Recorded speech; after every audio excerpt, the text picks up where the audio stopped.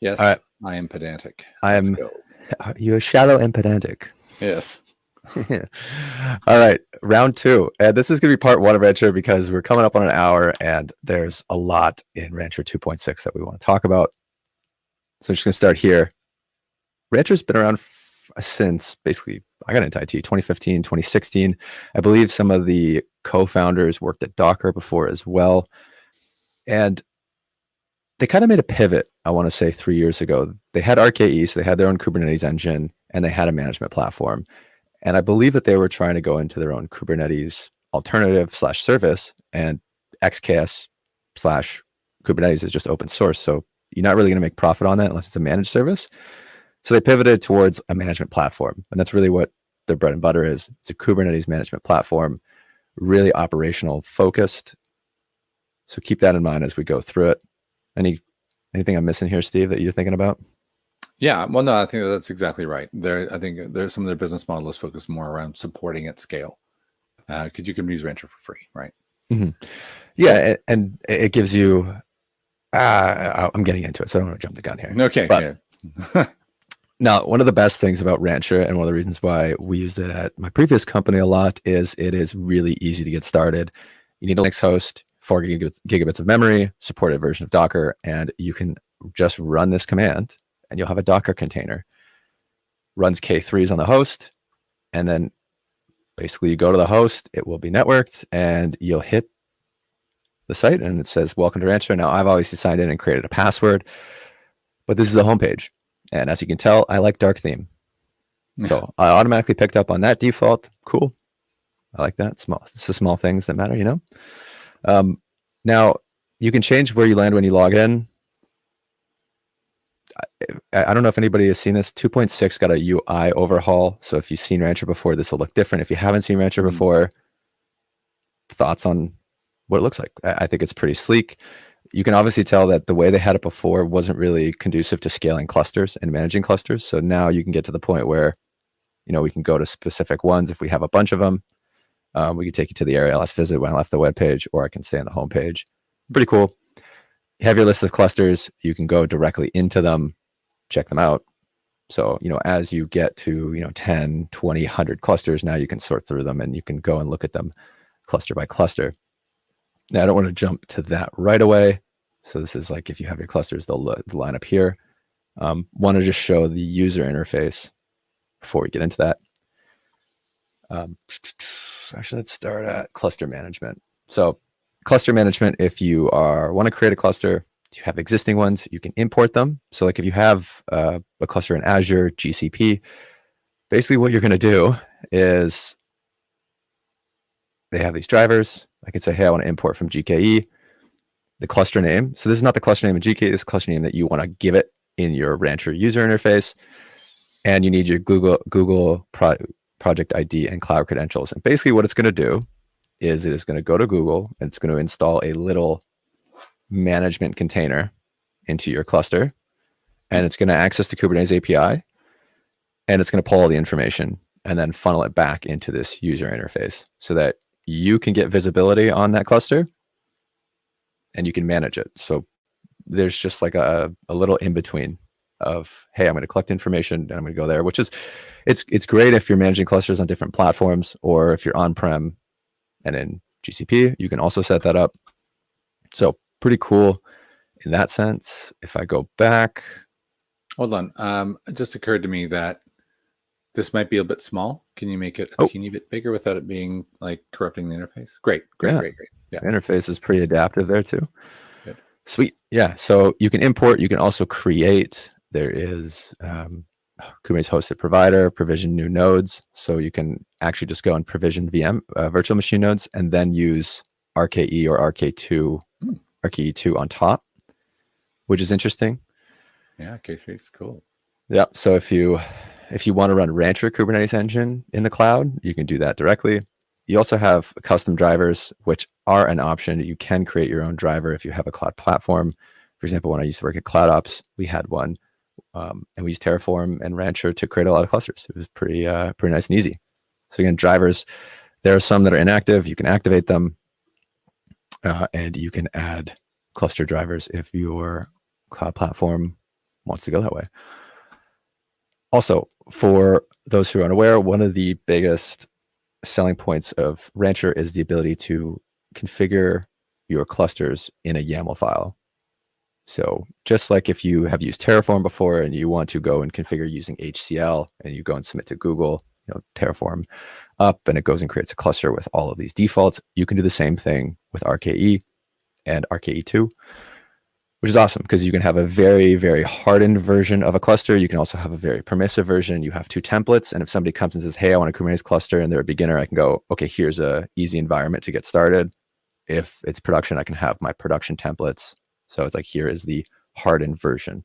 And that's basically what RKE2 is. It's a hardened version of RKE, really sold towards Fed companies. And I think partially because they've been working with Azure, they realized that they needed this default hardened version. So very cool. Pod security policies comes unrestricted and restricted. This is obviously going to change depending on what happens. Normally when you set up a cluster, you're going to say, is it restricted or is it unrestricted? And you can create your own. So these are just like, hey, here's the basic policies, capability policies. And again, you can copy this, expand it. So like whenever you start a cluster, you can give it a default pod security policy profile for the cluster, which is cool. You can also do that in the RKE templates. So as you, oh yeah, and they have the UI to do the template now too. This is pretty sweet. Ooh. Well, they want a node template first, but oh, there we go. I want this.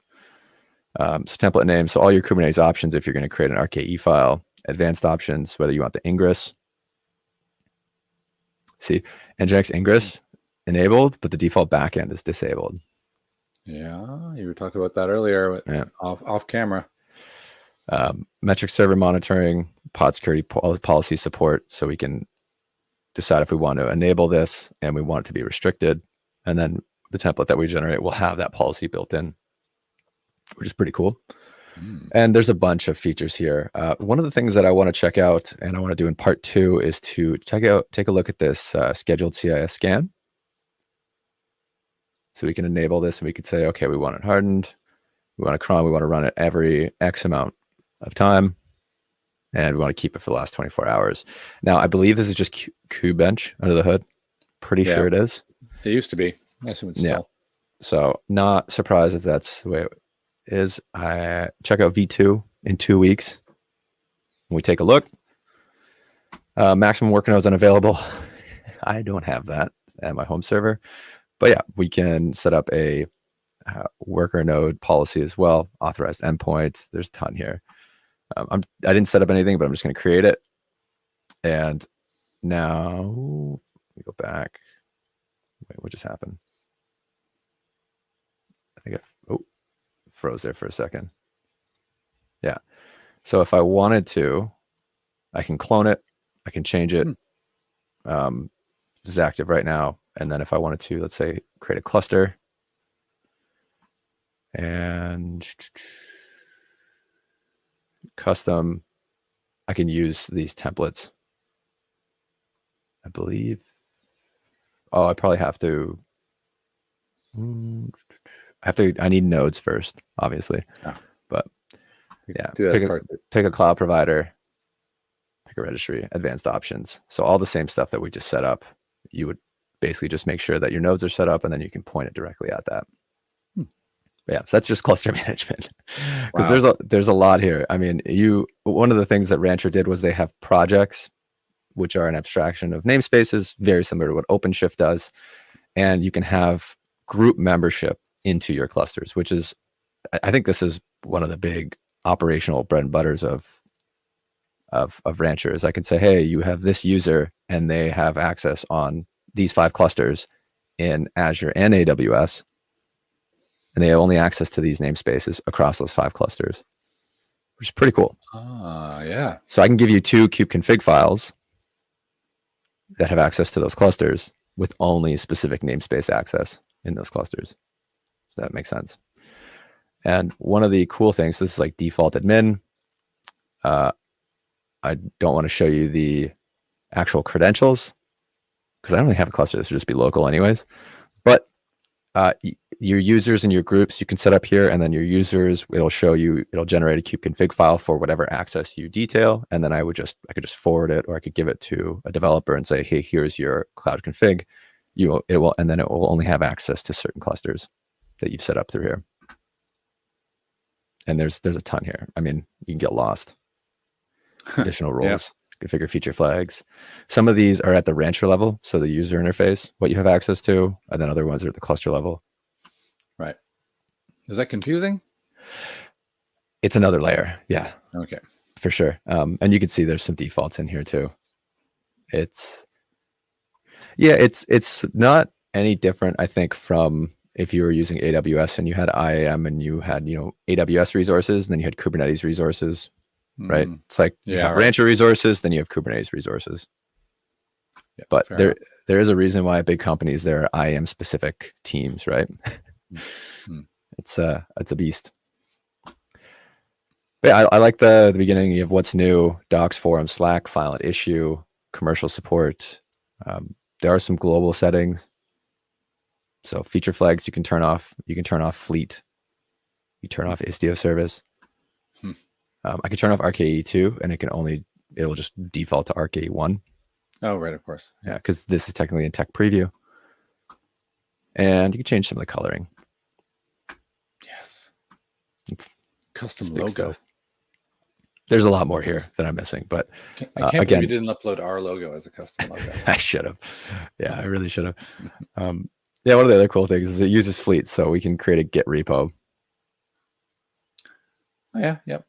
Yep, and then pull directly from that. So obviously you have your CD tool as well. Sweet. Thoughts?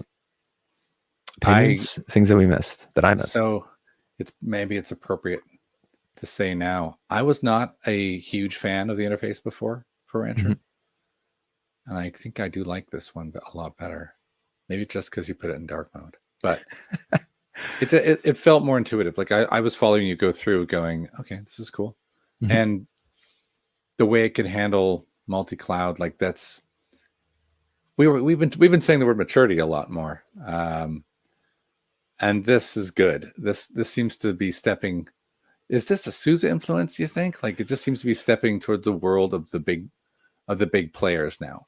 Yeah. Like I don't know if I'm gonna say probably, but I'm guessing the OpenShift world, looking at this going, crap. This is pretty good. Yeah. Well, seeing as we talked about our competitors, let's talk about yours now. Yeah, we've had Rancher pop up in a few conversations. The biggest difference, especially coming from ACS, is Rancher is an operational tool, right? So they've added some security things, and they've hardened their RKE, but really at the end of the day, it's managing clusters. And the question that I would have is if you're going all in on something like Azure, like what do you need Rancher for? Right. If you're right. Like totally. Unless you're doing hybrid platforms or you're doing that, then you could use Rancher. But then again, like you're in the same issue of, well, you're managing your Kubernetes clusters across 2 platforms, but how are you managing all the other services? Are you using VMs? If you're in GCP and AWS, do you use IAM for AWS and then GCP specific rules for all your other services? Like I think one of the reasons why SUSE bought them obviously is because SUSE wants to do something similar to OpenShift, which is, hey, you have your on-prem stuff. Here's Rancher to consolidate it all. The problem again that you run in is it's not the same Kubernetes version. So now you have multiple different Kubernetes versions. You have multiple different dependencies across clouds. But I will say, in terms of startup, getting going, that's Rancher's bread and butter. Is the usability, the ease at which you can get a Kubernetes cluster installed. So like I use Rancher on my home server quite often because it's so fast. As they go more secure, they lose some of those features too, right? So as you get rid of the Nginx default backend, as you get a hardened version, as you get less permissive Nginx policies or pod security policies, you just become more enterprise now. Yeah, but still solving a huge problem. Like, oh yeah, for sure. You're talking about multi-cloud. Like so many of the places that I've through my vendor-based career walked into, and they drop, this is what we're doing, and you're like, okay, you have all cloud, you have every single cloud somewhere here. How are you managing that? Oh, we're not largely. All right, Okay, so Rancher just falls smack onto that, and I would imagine the sales team and technical team for SUSE, when they saw what we could take Rancher in this direction to solve this problem that we encounter, it's just like, yeah, this is perfect.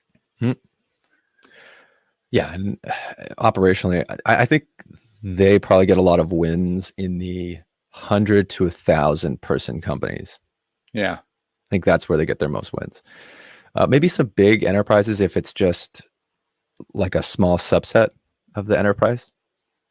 But yeah, okay. Where it's, once you get past that many employees, you become like a multi-company company. Yeah. Anyway, and I think they're more European market too, obviously. Yeah, totally.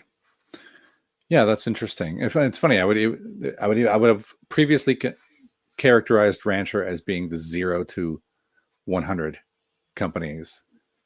So it's kind of cool that that's where it's elevated itself to, and it looks like it. So that's good. And now that it's SUSE Rancher, I thought that was kind of funny. It's technically like it's Rancher, but then it's SUSE Rancher when they talk about it, and because they're trying to somewhat make it so you're not just looking at Rancher, but you're looking at SUSE's portfolio too.